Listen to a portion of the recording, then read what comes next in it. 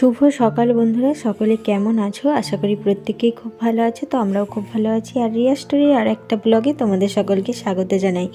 তো আমাদের বাড়িতে মা লক্ষ্মীর পুজো হবে।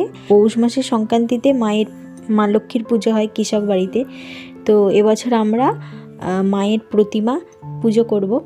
তো ওই জন্য দেখো সকালবেলায় ডেকোরেশনের লোক আসছে। তো মায়ের যেখানে বসার আসন হবে সেখানটা একটু কাপড় দিয়ে ফুল দিয়ে সাজাতে। তো এই যে দেখো এখন মানে ডেকোরেশন হচ্ছে।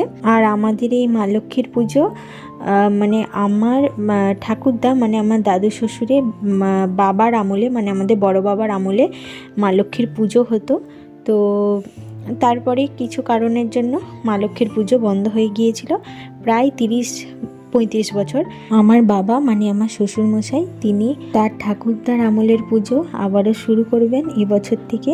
তার কারণ তার বাড়িতে মা লক্ষ্মী এসেছে, মানে আমাদের মাম্মাম হয়েছে, ওই জন্য বাবার ইচ্ছা তার বাড়িতে মা লক্ষ্মী এসেছে, সেই মায়ের পুজো করাবে। তো সেই উপলক্ষেই এবছর থেকে মায়ের পুজো হবে আমাদের বাড়িতে। তো প্রতিমা পুজো। তো তোমাদের সাথে কথা বলতে বলতে দেখো মায়ের বসার জায়গাটা পুরোপুরি সাজানো হয়ে গিয়েছে। তো বেশ সুন্দর লাগছে। এবারে চলো মাকে আমাদের বাড়িতে নিয়ে আসা হবে।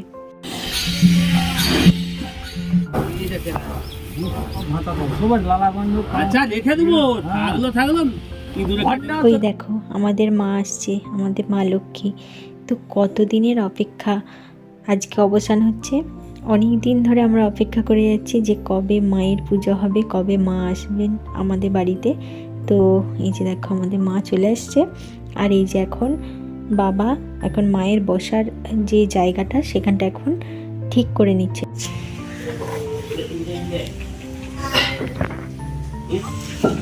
বাজাও বাজাও।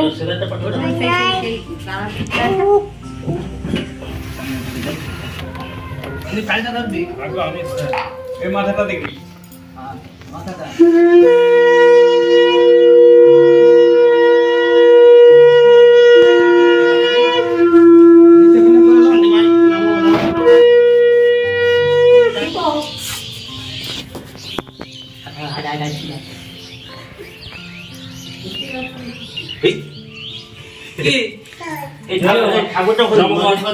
নম করো শোনা, মাকে নম করো।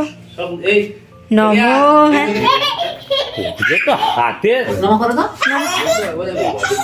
ও আনন্দ দেখো। নম করো, নম করো না। ও মা গো শোনা নম করছে।